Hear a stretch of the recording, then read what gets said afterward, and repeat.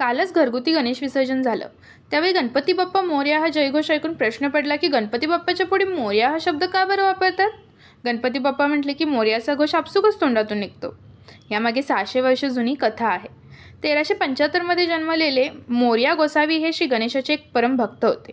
ते प्रत्येक गणेश चतुर्थीला पुण्यातील चिंचवडपासून 95 किलोमीटर अंतरावर असलेल्या मोरगावच्या मयुरेश्वर गणपती मंदिरात दर्शनासाठी जात होते. मयुरेश्वर गणेश मंदिर महाराष्ट्रातील अष्टविनायक गणपतींपैकी एक आहे. असे सांगितले जाते की वयाच्या 117 वर्षांपर्यंत मोरया गोसावी नियमितपणे मयुरेश्वर मंदिरात जात राहिले. पण वयोवृद्ध झाले कारणाने एकदा त्यांना वारीला जाताना मोरगावास पोचायला उशीर झाला.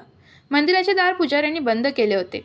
श्री मोरया तिथेच असलेल्या तळटीच्या झाडाखाली बसून व्याकुळ होऊन मयुरेश्वराचा धावा करू लागले. त्यांच्या डोळ्यातून अश्रू वाहू लागले. तुझी ये भेटीची बहु आस रे मोरया, देखिता बहुत झाले दिवस रे मोरया. हा धावा मयुरेश्वराने ऐकला व पालनहार श्री मयुरेश्वर मोरयांच्या समोर प्रकट झाले व मोरयांना म्हणाले, अरे मोरया,